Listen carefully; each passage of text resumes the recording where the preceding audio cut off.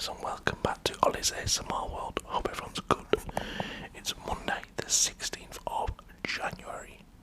Now, the plan was today to record my second ASMR coffee morning video. As you can see, we have I can't tip it that far. We've got a coffee here basically.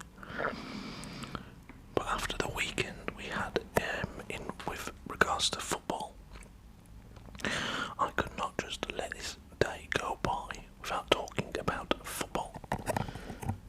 Most of you know that was the main purpose of this channel in the past. It was an ASMR football channel. So we're going to get back into that today. I might have a little talk about some transfer rumours, etc, etc.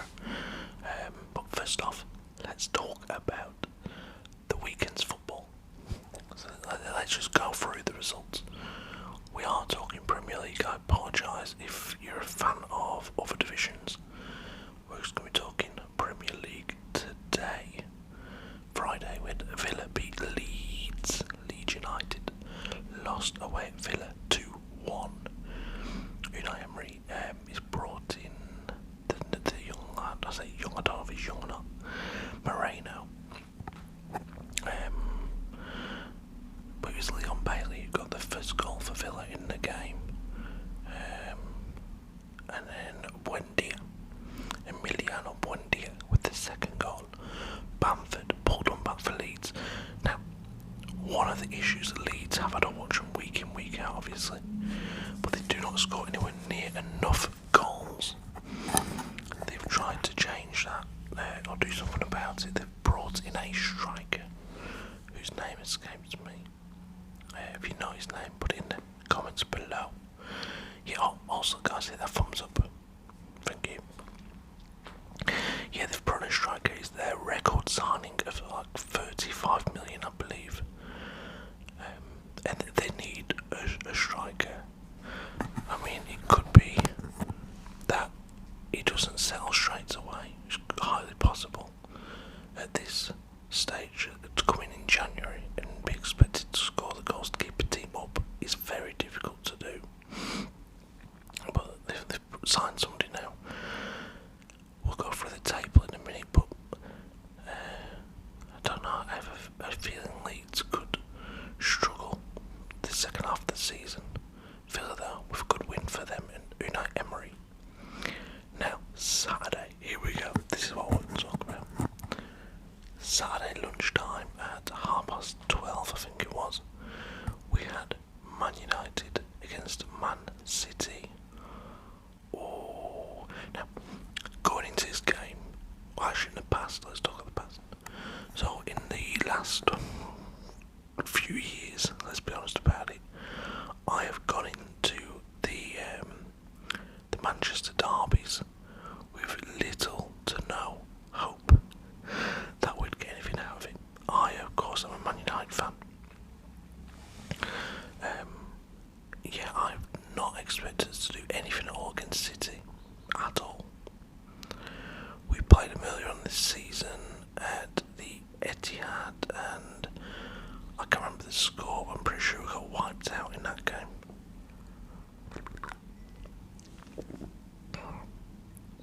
Now, this game on the weekend, yes, on Saturday, I went into it with a little less trepidation. I was actually confident that we would at least put on a decent performance. Okay, it could still go against us like it was in the second half when Jack Grealish popped up with a header.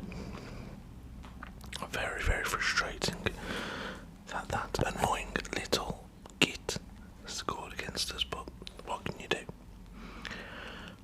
Yeah, there's just something about us at the minute. Now, I'm not saying we're going to win a league title. I'm not saying we're going to finish top 2. But Erik ten Hag is doing something pretty bloody good with United. Early on, it was a bit like, oh, you know, is this job going to be too big for Ten Hag? Has he not realised just what he's getting himself into? But he's really turned things around. never signed Casemiro, I had a horrible feeling it was one of those ones that the club had forced on Ten Hag, and he was making a point by not playing him, and he didn't play Casemiro for the first handful of games or something like that. He'd bring him off the bench, and that'd be about it. I was like, what? Oh, this is Casemiro. And now we are seeing. I mean, I've never really appreciated just how good the lad is, because I don't get to watch Real Madrid every week, so I've not been watching Casemiro over the last 10 years or so. Just like in the Champions League matches that I'd watch with Real Madrid in them, is where I'd see Casemiro and what he was all about. The lad is impressive. He is just like completely revitalised our team. I mean, to think we wasted so many years with Paul Pogba in midfield. Holy hell.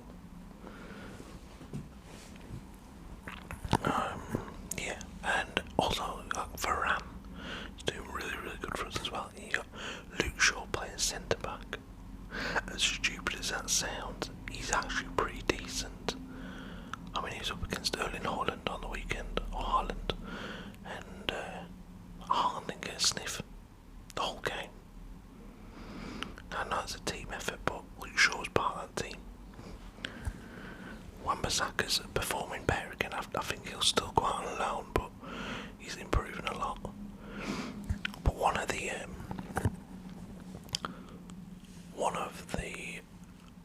key factors in the game, I believe, or maybe not in the game, in Man City's season, they have brought in a man who, in Haaland, he takes away a lot of their dynamism. So the way that the City that we knew of old is now gone. When Haaland's in the team, you can't play the way they used to play.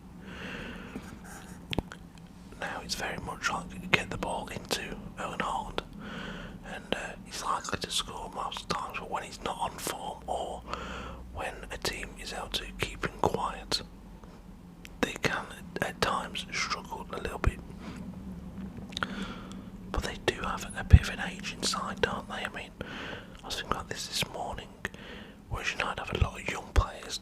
Like Dalot is fairly young, Wan-Bissaka, Martinez, okay, De Gea, Varane, older, and Luke Shaw is as well. And Eriksen. Okay, we don't have that much of a young team. We've got the young Malacia though, Garnacho, Rashford, Anthony. Less said about Anthony Martial, the better, really, in my opinion. Sancho. I don't know with Sancho anymore. I would potentially just cut my losses with the lad. And I know it'd be a big loss, but I don't see how he gets in the United team anytime soon. Jadon Sancho.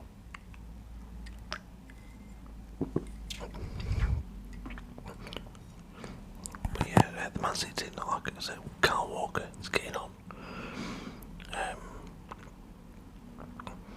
Central defensively, Diaz and Laporte, they're not that old. I know they're only like in their 20s.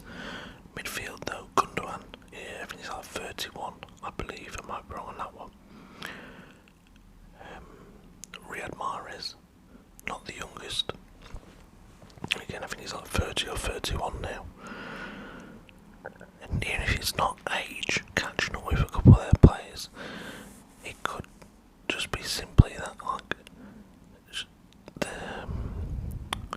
the sparkle is leaving Man City a little bit, and I thought when they signed Haaland, that's it, they will walk the league. But to lose to Southampton in the Cup, to lose to United, that's 2 games they've lost in a row. I don't know when they last did that. In the last few years under Pep, it's probably been very few and far between that's happened. But yeah, back to United, I think it's pretty great what's going on under Ten Hag. We're nowhere near the team he wants us to be. Okay, we're just gonna do we'll do a separate video another day regarding transfer updates and stuff. But at the United team, there is a lot he still wants to do. You can tell that. So David De Gea, will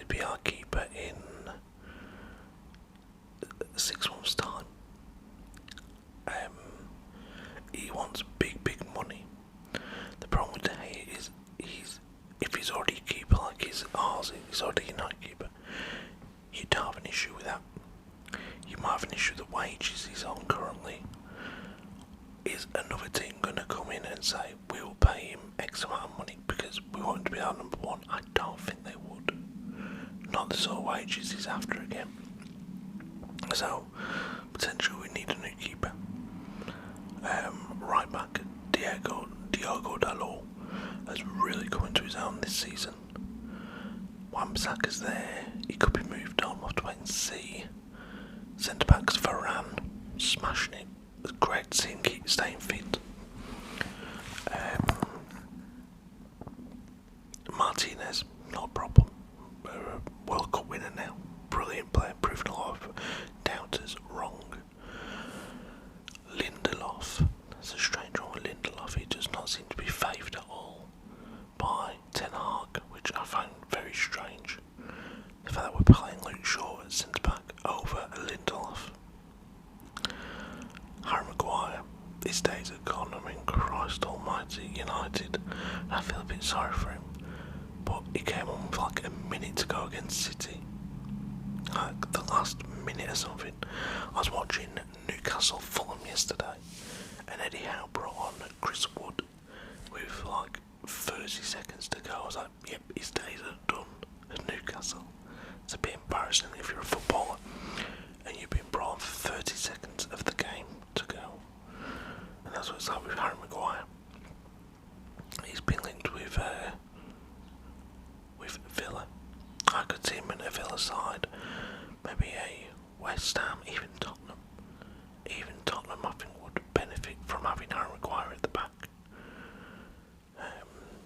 He's better than Davinson Sanchez, ain't he? Christ almighty. Yeah, so United, Harry Maguire will be gone. Martinez, brilliant. Lindelof, I'm not too sure about. Luke Shaw, playing out his skin this season. Malacia, promising young player, not a problem with him. Moving to midfield. In midfield we've got Casemiro, legend already for me. Eriksen, yeah, not doing it wrong. Bruno, I'd like more goals than Bruno scored on against City. I'd like a lot more goals from him.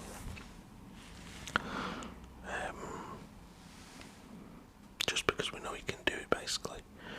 Fred and McTominay. McTominay beginning of the season was out of the team. Then he come in and he was a regular starter, and now he's like nowhere to be seen again. Can't get a game for love nor money now. Casemiro's in there.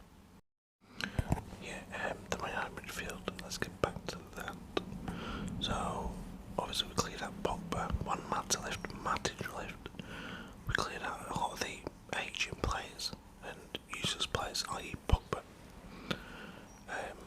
We've got Casemiro in now because McTominay, Fred. I mean, he was having a great season last season. He's still, a useful player for us. We're just talking about our team since Casemiro came into midfield. Like Fred and McTominay now, like big part players to an extent, which might sound a bit harsh, but it's just the way he's gone. You're looking at on the wings, you got your Rashfords, Sancho, maybe not, Garnacho, Elanga. I think Elanga will go out. He's been linked with Everton. I think he could go out on loan to Everton or somewhere else. Just get some game time. Who else have we got on the wings? We've gone for Martial up top. We've now brought in Wout Weghorst. I'm very excited about that. It might sound stupid,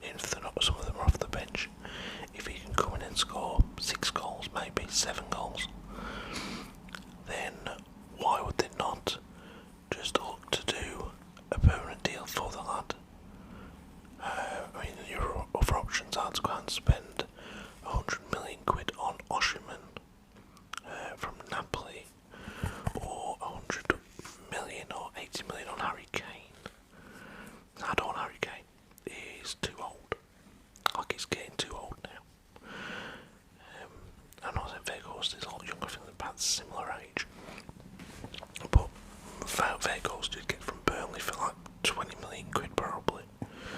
So I'm all for that deal if United can do it if he performs. That's how it goes with them. But yeah, United beat City. Bruno scored. Rashford scored again. What was that? 8 goals in 7 games or something like that for Marcus Rashford. A lad who literally about a year ago, 6 months to a year ago, I would have been happy to see us sell him. He would miss chances and just look fed up. Like, it was as though you already expected to miss the chance. Like, that's zero confidence. And then he missed a chance against City on Saturday in the first half, I think it was. And the camera stayed on Rashford as he missed the chance. And he was screaming at the sky. He was like, it means something to him now. He's angry himself that he missed a good chance. Whereas Rashford in the past was like, whatever. And just sort of mope back onto the field and play, etc, etc. So yeah, United beat City. I'm not having this waffle about how the goal shouldn't have counted. Yes, it should have done. If City had scored that goal that Bruno scored, then you know full well Pep Guardiola would not be complaining about it. Because he went against his team, all of a sudden it's not a goal, it should have been disallowed, etc, etc. Grow up. Anyway, we move on. We have Brighton at Liverpool. I mean, think about it this way. United beating City, that put me in a very, very happy place. When I then looked at the scores and seen Brighton were beating Liverpool, I was like, way. And they didn't beat them, they battered them. Flip-a-dip. Yeah, so Brighton 3, Liverpool 0. We had goals, 2 goals for Solly March and 1 for Danny Welbeck. Good one, Danny, from United lad. I had a bet on Saturday, which is nothing unusual. I bet most days, and it was a 90-1 football bet. I'm trying to remember who I had now. There was 7 matches. That's 5 there, but I had 7. I had Burnley to win, Watford to win, Sheffield United to win. All 3 of those won. I also had flipping it. Who else did I have? I'm just trying to remember. There's 7 games altogether. AC Milan to beat Lecce away. Marseille to win their game against Lorient. That's 5 of the games. Forest.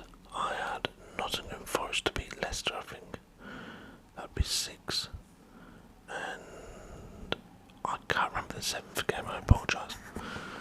It might be in Wolves. I don't think it was though. Yeah, anyway, it was going really well. I had 5 of the 7 win before 5 o'clock. And then the AC Milan game started at 5, I believe. So I was looking at it, I could have cashed out there and then for a nice profit. I was like, no, let's just wait and see, because if AC Milan go ahead, then the cash out will be a lot more. So the way it works is, it was a 90-1 bet, so if you put £1 on, you'd win £90. You put £10 on, you'd win £900. So I had just £2 on this bet, so it was to pay out 180 quid. Now cash out is if the bookies think you might take a lot of money off them, they offer you a smaller amount to try and tempt you. And from my 180 quid, they was offering me about £70. And then AC Milan went 1-0 down. They dropped like £38. And then AC Milan went 2-0 down, but by then I'd already cashed out. So I made like £36 profit, but I would have lost the bet if I'd let it was checking the scores all afternoon. Liverpool losing 3-0. I was just over the moon about that. We had Everton lose at home again to Southampton 2-1. James Ward-Prowse for Southampton getting 2 goals. And Nana for Everton getting their goal. Forest beat Leicester 2-0. And what is happening to Leicester? They had a mini revival, didn't they? And now they're just crap again. Those 2 goals for Brennan Johnson, the young lad. Wolves beat West Ham. A lot of West Ham fans are calling for David Moyes to get the boot now. This is David Moyes who, last season, when he took them to a European Cup final, was it, or semi-final? Was it, did he get to the final? Or semis, whatever. He was like a legend at West Ham. Now they want rid. Daniel Podence for Wolves. Getting Lopetegui's first home win in the Premier League. We had Brentford beating Bournemouth at 2-0. Brentford very good at home. With a goal for Ivan Toney on his return to the team. Yesterday we had Chelsea beat Palace 1-0. Palace on a bit of a slump, ain't they? A bit of a slide down the table at the minute. Newcastle. They beat Fulham 1-0. This was after Mitrovic had a penalty. He scored it, but because he tried to be a bit cocky and touched the ball twice, it was a brilliant penalty. But it's against the rules. So although he scored a penalty, he was disallowed, and Newcastle in the last 10 minutes scored a winner. They beat Fulham 1-0 at home.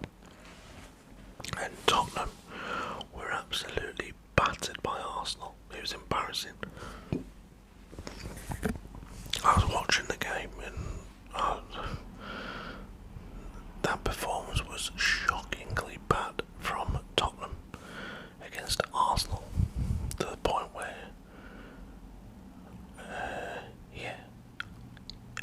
if I was a Spurs fan, I'd be calling for Conte to get the boot after that.